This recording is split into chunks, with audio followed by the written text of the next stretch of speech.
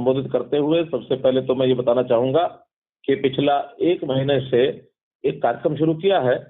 हर शनिवार को कल 5 बजे प्रदेश के किसी न किसी एक वर्ग से मैं सीधी बात करता हूं और हमारे साथियों ने इसका नाम रखा है सीएम संवाद। और मैं कोशिश करूंगा कि लगातार हर शनिवार सायंकाल 5 बजे प्रदेश के किसी न किसी एक वर्ग से या तो सीधी बात की जाए अथवा डायरेक्ट एक जनता के नाम संदेश टीवी रेडियो के साथ भी जुड़ करके कभी कभी कार्यक्रम किया जाएगा। आज एक विशेष जो वर्ग है जिससे मैं आज बातचीत करूंगा, जिनको आज की सूचना दी गई है, ऐसे सब वो परिवार जो अपना जीवन अभी तक बहुत गरीबी में और व्यतीत कर रहे थे। हमने, जैसा आपको जानकारी है, कि पिछले समय सब परिवारों की पहचान करने के लिए उनका जो डाटा बैंक बनाया है, उसमें आय के आधार पर एक वर्गीकरण किया है। उस वर्गीकरण में 1 लाख रुपए तक की आय, वर्ष में 1 लाख रुपए तक जिनकी आय है, उनका एक वर्ग बनाया है। 1 लाख से 1,80,000 तक ये दूसरा वर्ग बनाया है, और अभी 1,80 से ऊपर ये पूरा एक और वर्ग है। तो इनकी समय समय पर अलग अलग योजनाओं के संबंध में मैं बात करता हूं। हमारे आने से पहले जो पिछली सरकारें थी, लगातार वो गरीबी की बात करती थी और नारे लगाती थी, गरीबी हटाओ, गरीबी हटाओ। लेकिन गरीबी हटाने और मिटाने के लिए कोई एक सार्थक पहल, कोई एक कंक्रीट प्रोग्राम जिसके माध्यम से और वो गरीबी के इस अभिशाप से लड़ाई लड़ सके, ऐसा कभी नहीं हुआ। कष्ट और दुख तो हमारे मन में भी बहुत होता था। कभी कभी व्यक्तिगत रूप से ऐसे लोगों से जब मिलना होता था तो ध्यान में आता था कि अपना परिवार का सामान्य जो जीवन यापन भी है, सामान्य गुजारा भी है, वो करने में बड़े कठिनाई महसूस करते थे, बड़ी मुश्किल होती थी। हमने उसके लिए एक योजना बनाई, और योजना ये बनाई कि पहले चरण में जिनकी आय वर्ष की 1 लाख, ऐसी हमने जांच की है, ऐसे परिवारों में से किसी एक व्यक्ति को, और कोई ना कोई उनको व्यवसाय के नाते, चाहे कोई प्राइवेट नौकरी हो अथवा सरकारी नौकरी भी, जो कोई जिसको कहना चाहिए आउटसोर्सिंग, जिसको अभी तक कच्ची नौकरी कहते हैं, उस प्रकार से उनको मिले, या उनका कोई हुनर का विकास किया जाए, स्किल डेवलपमेंट की जाए। ऐसे लोग अपना कोई व्यवसाय वो खोल सके, बना सकें। कोई दुकान चलाना चाहे दुकान चला सकें। अपने कोई पैतृक व्यवसाय, छोटे मोटे घर के जो परिवार के मुखिया होते हैं, उनका भी कोई काम होता है, उसमें साथ जुड़ने के लिए अगर उनको किसी प्रकार की सहायता चाहिए, सरकार की सब्सिडी चाहिए, अनुदान चाहिए, अथवा बैंक से लोन चाहिए, इन सब बातों को लेकर के हमने योजनाएं शुरू की। और आपको तो खैर पता इसलिए है कि आप सबने उसमें सहभागिता की है। हमने हर ब्लॉक के अनुसार जो ऐसे कैंप, मुख्यमंत्री अंत्योदय परिवार उत्थान योजना एक योजना बनाई है, और उसके अंतर्गत ऐसे लोगों के बुला करके कैंप लगाने शुरू किए। हर परिवार के किसी एक सदस्य को, जो सामान्यतः युवा है या कोई युवा अगर परिवार में काम करने वाला नहीं है, तो कोई महिला है, कोई पुरुष बड़ी आयु का है, इनमें से लगभग 1 लाख से ऊपर लोगों ने और उन कैंपों को अटेंड किया है। ऐसे 3 बार ये कैंप लगाए गए, और इन 3 बार के कैंप में और लगभग 1 लाख में से 32,000 लोगों का सिलेक्शन हुआ, जिनको कोई ना कोई सहायता जो उन्होंने स्वीकार की। ये सब इच्छा के ऊपर निर्भर करता है, किसने क्या इच्छा व्यक्त की है, और इच्छा के हिसाब से आप लोगों ने जो भी बताया है, उस हिसाब से आपका सिलेक्शन हुआ, चुनाव हुआ। और हमने बैंकों के माध्यम से आपको, जिनको लोन चाहिए था उनको लोन लेके दिया, जिनको कौशल विकास की आवश्यकता थी उनको कौशल विकास के लिए चुना गया, जिनको कहीं प्राइवेट नौकरी दिला सकते थे उनको वो काम दिलाया गया। तो आपको आज बात करते हुए, आपसे बात करते हुए मुझे इस बात की प्रसन्नता है कि आप वो अपना जो गरीबी का कुचक्र है, उसमें से बाहर निकलने के लिए आप कुछ ना कुछ काम करने में आगे आए हैं। अब आपसे बात करते हुए मुझे इसका बात का आनंद है कि कम से कम आपने साहस जुटाया, आपने हिम्मत की है कि मैं भले ही गरीबी में पैदा हुआ हूं, क्योंकि एक दार्शनिक ने कहा है कि व्यक्ति गरीब पैदा होता है, इसमें उसका कोई दोष नहीं है, लेकिन यदि व्यक्ति गरीब मरता है तो निश्चित रूप से उसी का दोष है, क्योंकि आखिर हम जीवन भर मेहनत करेंगे, काम करेंगे तो अपने गरीबी के कुचक्र में से बाहर निकल सकते हैं। हम जिस पीढ़ी में आज हैं, ये तय करें, हम भले गरीबी में जी रहे हैं, लेकिन तय करें कि हमारी अगली पीढ़ी इस गरीबी को न देखे, उसकी पीढ़ी तक हम कुछ ना कुछ ऐसा उसको उस लायक बना सकें कि अपने परिवार को अच्छे से उसका वो पालन कर सके। तो ऐसे जो परिवारों को मदद दी थी, उनमें से आज आप हैं। गरीबी के दूर करने के लिए ये ठीक है कि सरकार कुछ सहायता करती है, क्योंकि सरकार के सामने एक बड़ा विषय ये रहता है कि वर्ग, समाज के 3 वर्ग, अगर मैं मोटे रूप से कहूँ, समाज के 3 वर्ग होते हैं। उच्च आय वर्ग हमेशा खुद अपना काम भी करता है, अपने व्यवसाय को भी बढ़ाता है, और सरकार की जो स्कीम्स होती हैं, सरकार की योजनाएं होती हैं, सरकार के जो नियम होते हैं, उस नियम के हिसाब से समाज के लिए कुछ विकास के कामों में, कुछ समाज की सहायता के लिए वो कुछ योगदान भी करता है, टैक्स के रूप में करता है, अपने कंट्रीब्यूशन के हिसाब से करता है। तो उनका एक दायित्व होता है कि अपने काम के साथ साथ वो सरकारों को भी कुछ दे, समाज को भी कुछ दे। एक दूसरा वर्ग ऐसा है कि जो न उच्च वर्ग में आता है, न निम्न आय वर्ग में आता है, जिसको मध्य वर्ग का कहते हैं। मध्यम वर्ग के लोग जो होते हैं वो अपना काम करते हैं, अपना परिवार को अच्छे प्रकार से चलाते हैं, उनको न देने की चिंता है, न लेने की चिंता है, क्योंकि वो इस लेवल में है। अधिकांश लोग ऐसे ही हैं जो अपने परिवार को अच्छे प्रकार से चला सकते हैं। और एक वर्ग ऐसा है जिसमें हम सब संबंध रखते हैं, जिसको हम निम्न आय वर्ग का कहते हैं। निम्न आय वर्ग का यानी जो गरीबी हमारी है, उसके कारण कोई भी हो सकते हैं। हमारी परिस्थितियां, हमारे परिवार की परिस्थितियां ऐसी हैं, या कहीं कोई किसी प्रकार की कठिनाई आई, काम करने में काम नहीं मिला, किसी के पास उस प्रकार के साधन नहीं है, नौकरी नहीं मिली, हमारी पढ़ाई ठीक नहीं हुई होगी, तो जो भी कारण रहा हो, लेकिन एक वर्ग ऐसा होता है जो गरीब है। ऐसे गरीब वर्ग को सहायता दी जाए, चाहे वो ग्रांट के रूप में दी जाए, चाहे वो किसी सब्सिडी के रूप में दी जाए, ऋण के रूप में दी जाए, या उनके परिवार के पालन पोषण में अन्य सहायता, जैसे बच्चों की पढ़ाई है वो मुफ्त में हो। अभी जैसे प्रधानमंत्री जी ने हमारे स्वास्थ्य को ठीक रखने के लिए, परिवार में कोई बीमार हो जाता है तो उस के लिए और 5 लाख रुपए तक का जो स्वास्थ्य बीमा मुफ्त में किया है, कि आपका परिवार का कोई सदस्य बीमार होता है तो किसी भी अस्पताल में, जो हमारे एक सूचीबद्ध अस्पताल हमारे पास रजिस्टर्ड हैं, वहां जाकर के अपना इलाज करा सकता है। 5 लाख रुपए तक किसी को भी कोई पैसा अपने पास से नहीं देना, वो पैसा सरकार भुगतान करेगी। बल्कि हमने तो यहाँ तक किया कि केंद्र सरकार की जो योजना है आयुष्मान भारत, उसमें मात्र 15 लाख परिवार उस सूची में आते थे हमारे हरियाणा के, लेकिन हमने उसका दायरा बढ़ाया कि 15 लाख के बाद भी हमारे यहाँ गरीबी की सीमा 1,20,000 की बजाय हमने 1,80,000 कर दी, और नए 14 लाख परिवार और जुड़ गए। तो हमने उस श्रेणी में अब 29 को चिरायु हरियाणा आयुष्मान भारत दोनों का मिला करके उसको लाभ ये दिलाया जा रहा है, और ऐसे 1.25 करोड़ की जनता उसका लाभ ले सकेगी। और मुझे विश्वास है कि आप तो चूंकि अभी 1 लाख रुपए से नीचे की श्रेणी में आते थे, अपने काम के बाद अब आपकी आय बढ़ेगी, अच्छी बात है, लेकिन उसके बाद भी आपको ये चिरायु हरियाणा का आयुष्मान भारत का ये पूरा लाभ ये अभी मिलता रहेगा। तो आपने जरूर उसका लाभ उठाना शुरू किया होगा।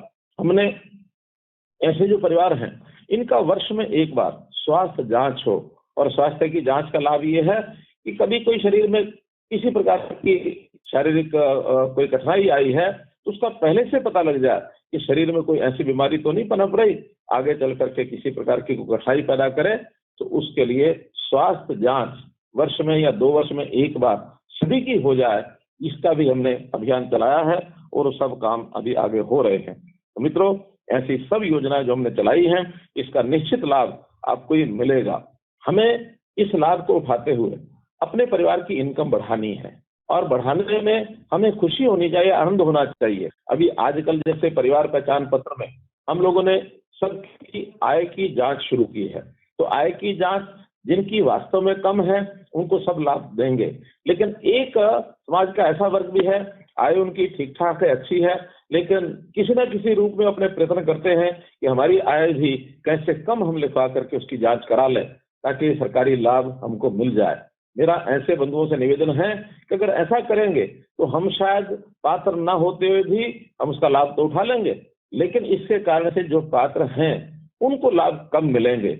आखिर तो सरकारी बजट एक सीमा होती है, उसको गरीब परिवारों को खर्च करना है, तो जो वास्तव में कम आय के लोग हैं उनको ही इसका लाभ लेना चाहिए। जो वास्तव में कम आय के लोग नहीं हैं, अच्छी आय है, प्रभु कृपा है, उनको ये सारे खर्च अपने आप करने चाहिए। और एक वृत्ति और भी हमको रखनी चाहिए, हमारी इच्छा ये रहनी चाहिए कैसे अपनी आय को बढ़ाया जाए। आय को बढ़ाने की ओर हमारा शौक होना चाहिए, आय को कम दिखाने में शौक नहीं होना चाहिए। इसलिए आय को अगर बढ़ाएंगे, भले ही सरकारी सेवाएं एक आध दो अगर नहीं भी मिलेंगी तो भी हमारी आय इतना ज्यादा हो जाएगी कि हम सरकारी सहायता के बिना भी हम अपने परिवार को अच्छे प्रकार से चला सकते हैं। तो इस ओर बढ़ना चाहिए। हमको उद्यमी बनना है, हमको शिक्षित होना है। हमारी आयु मानो शिक्षित होने की नहीं है तो कम से कम परिवार के जो बच्चे हैं, इन बच्चों को कैसे हम पढ़ाएं, शिक्षा कैसे दें। एक जानकारी आज ही मैंने एकत्र की है कि जो हमारे 1,80,000 रुपए की आय तक के परिवार के बच्चे हैं, 6 साल से 18 साल तक, अब उनकी 17 लाख उनकी संख्या बनती है। इन 17 लाख में से 2.5 लाख बच्चे आज भी ऐसे हैं जो हमारे रिकॉर्ड में स्कूलों में नहीं जाते हैं। न वो सरकारी स्कूल में है, न वो प्राइवेट स्कूल में है। मालूम नहीं घर बैठ के पढ़ते हैं, नहीं पढ़ते हैं, या मजबूरी में गरीब परिवारों ने उन बच्चों को कोई ना कोई बाल मजदूरी के रूप में काम लेना शुरू कर दिया होगा, जो कि कानूनी वर्जित है। ऐसे बच्चों को हम किसी भी प्रकार का अपना घर का गुजारा कर लें, लेकिन उन बच्चों की पढ़ाई हम न रोकें। घर के काम के लिए हमको राशन मुफ्त मिलता है, हमको 1 किलो चीनी भी मुफ्त मिलती है, हमको 250 रुपए, अब तो हमने 300 रुपए कर दिया है, लाल तेल के नाम से वो भी दिया जाता है। बच्चों की पढ़ाई में कोई पैसा खर्च नहीं होता है, उनकी किताबें मुफ्त में होती हैं, उनकी वर्दी मुफ्त में होती है। और हम आगे चल करके ऐसी योजना भी बना रहे हैं, जिन गरीब लोगों को प्रधानमंत्री आवास योजना में मकान बनाने के लिए अलग से प्रदेश की एक योजना बना रहे हैं, ताकि उनके मकान उनका बन जाए। यदि मकान है और किसी कारण से उसकी मरम्मत की आवश्यकता है, उसका भी हमने 50,000 रुपए के बजाय 80,000 रुपए ये कर दिया है मरम्मत के लिए। हमारी बेटी की शादी है, उसके लिए भी यथा योग्य 31,000, 41,000, 51,000, 71,000 कई स्लैब हैं, अलग अलग वर्गों के लिए अलग अलग वो भी दिया जाता है। परिवार में किसी भी प्रकार की कठिनाई है या हमारी जरूरत है, उसके लिए सरकार हमेशा आपकी मदद करेगी। लेकिन इसके कारण से ऐसा ना हो कि सब सरकार मदद करेगी तो हमको काम क्यों करना। हम काम अच्छे से अच्छा ज्यादा ज्यादा करें, और करने के बाद हमारी आय स्वयं की बढ़े, इसका ही आनंद आना चाहिए। इससे हमारा स्वाभिमान बढ़ता है, इससे हमारा सीना चौड़ा होता है, माथा ऊंचा होता है कि अपने 10 नाखून की कमाई ये कैसे हम करें। काम के कई प्रकार हैं। हमारे 17 विभाग ऐसे हैं जिन्होंने 40 योजनाओं के बारे में आपको कैंपों में बताया है। हमारे सारे बैंक उसके अंदर गए हैं। हमारे जो स्किल डेवलपमेंट यानी हुनर विकास के जितने भी कार्यक्रम हैं, उसकी जानकारी भी आपको वहां दी गई। हम अपनी इच्छा से क्या काम कर सकते हैं, ये विषय वहां हमको बताना होगा। हमारे डिपार्टमेंट के लोग आपकी जानकारी भी आपकी बढ़ाएंगे, आपकी परामर्श, आपकी सलाह लेकर आपको काम भी बनाएंगे। अंग्रेजी में जिसको काउंसलिंग कहते हैं, ये काउंसलिंग भी हम करते हैं, ताकि किस व्यक्ति को कौन सा काम दिया जाए, ताकि उसकी जो आय और आमदन ये बढ़ सके। तो इतने सारे काम हम जो कर रहे हैं, इसका निश्चित रूप से आपको लाभ उठाना चाहिए। और कोई भी जो मदद है वो हम जरूर करेंगे, लेकिन इस छोटी मोटी मदद से या इस हमदर्दी से हमारा जीवन बहुत आगे बढ़ेगा ऐसा नहीं है। आगे बढ़ने के लिए तो हमारी जो इच्छा है, दृढ़ शक्ति है, दृढ़ इच्छा शक्ति, ये जागृत करनी होगी कि मैं कुछ ना कुछ काम करूंगा। मैं तो इसलिए भी सब बातें कहता हूं कि आखिर मैं भी एक छोटे गांव में एक किसान के घर में पैदा हुआ, थोड़ी जमीन थी, खुद काम करते थे, खुद अपने हाथ से काम करके और परिवार को कैसे सहयोग करना है ये भी करते थे।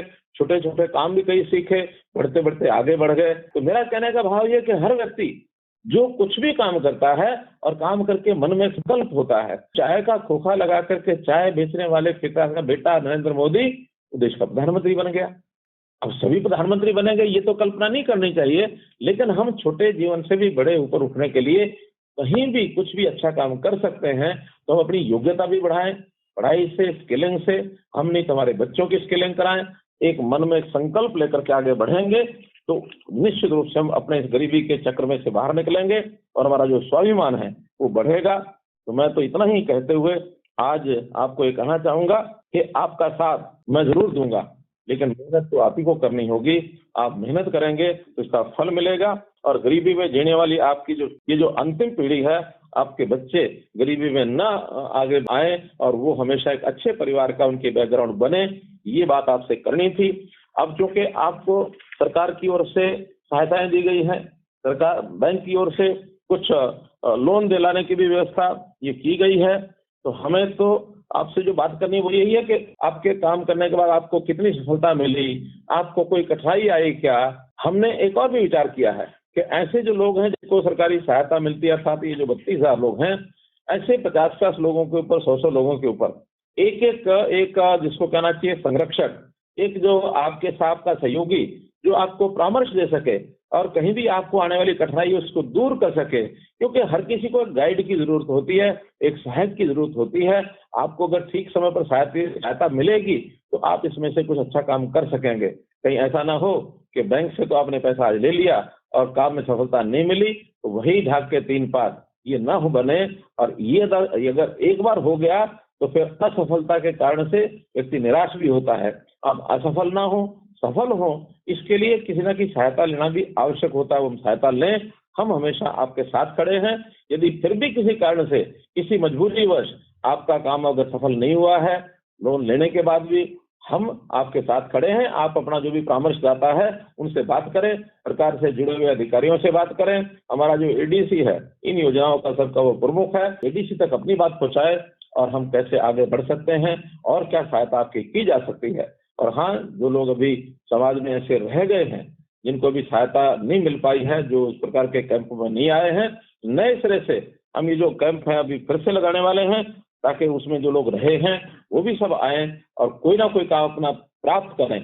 एक इच्छा बहुत बलवती हमारे नौजवानों में होती है कि हमको सरकारी नौकरी मिले। मित्रों, हर किसी को सरकारी नौकरी नहीं मिल सकती है, क्योंकि हर साल काम करने वाले नौजवान लगभग 4 लाख संख्या में बढ़ जाते हैं। और जहां तक सरकारी नौकरियों का विषय है, एक साल की ऑन एवरेज 20 से 25,000 लोगों को नौकरी मिलती है। इससे ज्यादा लोगों को नौकरी नहीं मिल सकती। इसलिए बाकी सब लोगों को अपने अपने हिसाब से अपना काम करके आगे बढ़ना होगा, जीवन को सरल करना होगा। जीवन में कोई भी काम आपको मिले, शुरू करने में कोई काम छोटा नहीं होता। काम मुझे 2 पैसे कमाने हैं, मेरे घर का काम चलाना है, जो भी काम मिले उसको पकड़े और काम करते करते कैसे आगे बढ़ा जा सकता है, इसका विचार आप भी करें, हम भी आपका सहयोग करेंगे। मैंने अपनी बातचीत पूरी की। आपका बहुत बहुत धन्यवाद।